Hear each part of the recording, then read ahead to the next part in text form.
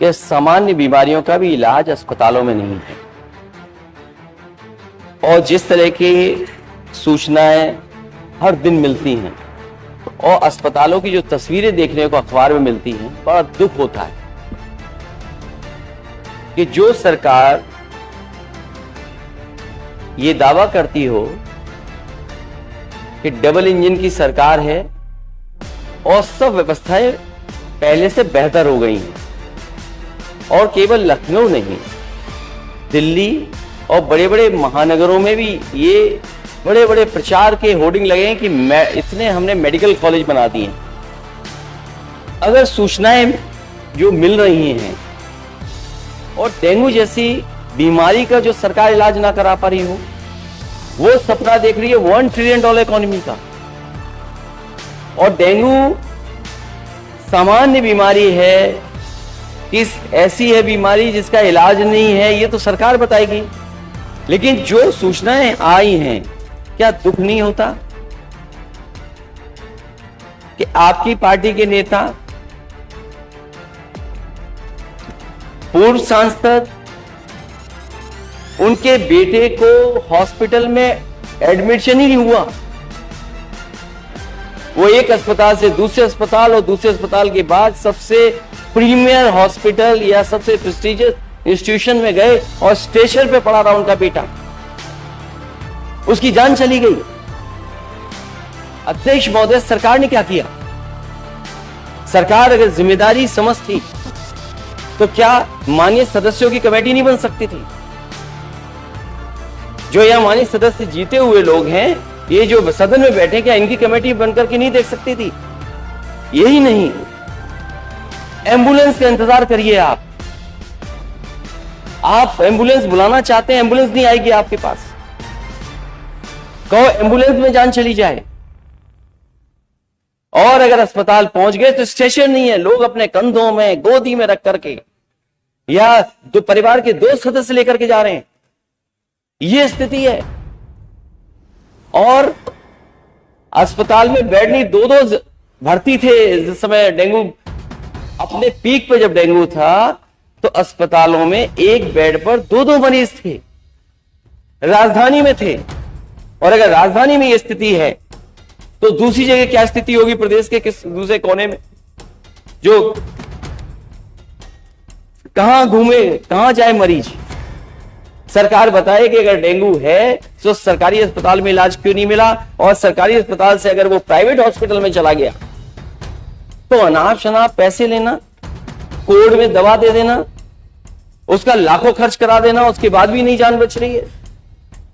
और ये केवल एक जगह की सूचना नहीं है, पूरे प्रदेश में माननीय सदस्य यहां बैठे होंगे, उनके पास सूचियां हैं उनके क्षेत्रों की, कि किन लोगों की डेंगू बीमारी से जान गई है। अभी माननीय सदस्य ने ठीक कहा कि जिसकी जान गई है लापरवाही की वजह से, यह अस्पताल पहुंच गया, इलाज नहीं मिला, कम से कम सरकार आगे आए उनके परिवार की मदद करे, 10 लाख रुपए दे। आपको बहुत चिंता हो जाती है अगर कोई बात कह दी जाती है आपको। आप इतने वर्षों से मंत्री हैं, कोई अस्पताल नहीं छोड़ा जहां न गए हों, हर जगह छापा मारेंगे जाकर के।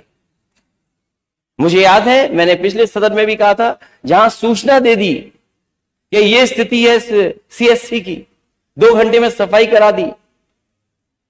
हम ही अगर सूचना दें, हमारी जिम्मेदारी बनती है सूचना देने की, लेकिन आप क्या कर रहे हैं? छापा मार करके आप जाकर के क्या कर रहे हैं? किस अस्पताल में पर्याप्त इलाज मिल रहा है? और राजधानी में सबसे ज्यादा लोग आ रहे हैं और महानगरों में सबसे ज्यादा लोग आ रहे हैं, क्योंकि पूरी स्वास्थ्य व्यवस्था छोटे जिलों में खत्म हो गई है।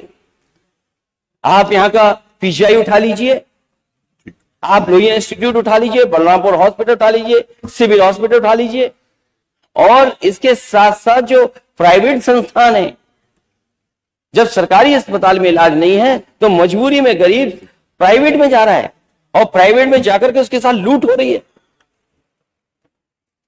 सभी पूरा प्रदेश देख रहा है, लाइव प्रसारण चल रहा है। 2017 से पहले अस्पतालों की क्या हालत थी और आज क्या हालत है, तुलनात्मक अध्ययन आप सबको करना चाहिए। दूसरा विषय,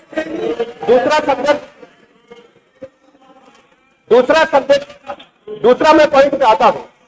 जिस डेंगू के विषय को उठाया 2017 से पहले संचारी रोग अभियान के बारे में उत्तर प्रदेश में किसी भी सरकार ने पॉइंट नहीं उठाया। मैं दावे के साथ कहना चाहता हूं कि 2017 के बाद हमारी सरकार ने प्रदेश में वर्ष में 3 बार संचारी रोग अभियान चलाया, जिसमें पंचायती राज, सुनिए प्लीज, नगर विकास। अब इनको अध्यक्ष जी संचारी रोग अभियान के बारे में नहीं पता। दिक्कत क्या है, हमारे जो समाजवादी पार्टी साथी हैं उनको क्षेत्र के बारे में ज्ञान नहीं है, उत्तर प्रदेश के डेवलपमेंट के बारे में ज्ञान नहीं है, उनके डीएनए में हल्ला मचाना है। आप सोचिए, आपने नियम बनाया पीठ सर्वोपरि होती, पीठ सर्वोच्च होती है, और मैंने नियम में पढ़ा है कि कोई भी व्यक्ति पर्चा पोस्टर बैनर लेकर के नहीं आएगा और कोई सज्जन कुर्ते पे ही छपवा करके चले आए। अब आप उधर देखिए खड़े हो गए, ये अराजकता है, ये अराजकता है। मैं को गुमराह करके, जनता को गुमराह करके अराजकता के नाम लाठी और बंदूक के शासन चलाते थे। आप कह सकते हैं कि प्रदेश में कानून का राज स्थापित है, अस्पतालों में शांति सुनो। प्रश्न ही उल्टा था, तो उस उल्टे प्रश्न को सही करने का प्रयास हुआ है। और अभी तो आपने आधा ही उत्तर सुना है, पूरा सुनेंगे तो संभवतः पिछला इतिहास याद आने लग जाएगा। महोदय, माननीय सदस्य ने बहुत महत्वपूर्ण मुद्दे की ओर ध्यान आकर्षित किया है और सरकार इसको लेकर के पहले से ही अवेयर थी। अंतर विभागीय समन्वय से संचारी रोग नियंत्रण के लिए, आपने केवल डेंगू की बात की है, जब वेक्टर बॉर्न डिजीज की हम बात करते हैं तो केवल डेंगू उसमें नहीं आता है। वर्मा जी, आपको चिकित्सा शिक्षा के मंत्री रहे हैं ना, तो केवल डेंगू नहीं आता उसमें, मलेरिया भी है, चिकनगुनिया भी है, कालाजार भी है। इन सभी से संबंधित वेक्टर बॉर्न डिजीज हो या फिर वाटर बॉर्न, जल जनित हो या फिर विषाणु जनित कोई भी बीमारी हो, इनके उपचार के लिए सरकार के स्तर पर एक समन्वित प्रयास किया गया है। कि जो सदस्य यहां पे प्रश्न उठा रहे थे, आप एक बहुत सीनियर सदस्य हैं, वो तो जब चिल्ला रहे थे तो मुझे उनके स्वास्थ्य की भी चिंता हो रही थी, रविदास मल्होत्रा जी की। उसको आपने जो बात कही है वो ब्लड ट्रिप नहीं था, उसको प्लेटलेट्स कहते हैं, ठीक है ना, प्लेटलेट्स कहते हैं। और वह पर्याप्त मात्रा में हर जनपद में आज के दिन पे उपलब्ध है। याद रखना, डबल इंजन की सरकार है, ये केवल बोलती नहीं, करके दिखाती भी है।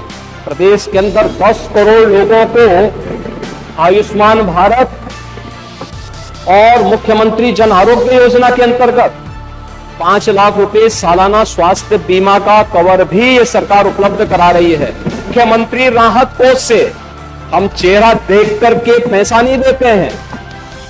समस्या केवल हर मुद्दे का राजनीतिकरण करके समाज में अव्यवस्था पैदा करना, लोगों में असंतोष पैदा करने का जो कुत्सित प्रयास किया जाता है, वो तो कोरोना कालखंड में भी लोगों ने देख लिया था, जब आप लोग बहका रहे थे लोगों को कि वैक्सीन मत लगाना, ये मोदी वैक्सीन है, और लोगों को गुमराह कर रहे थे।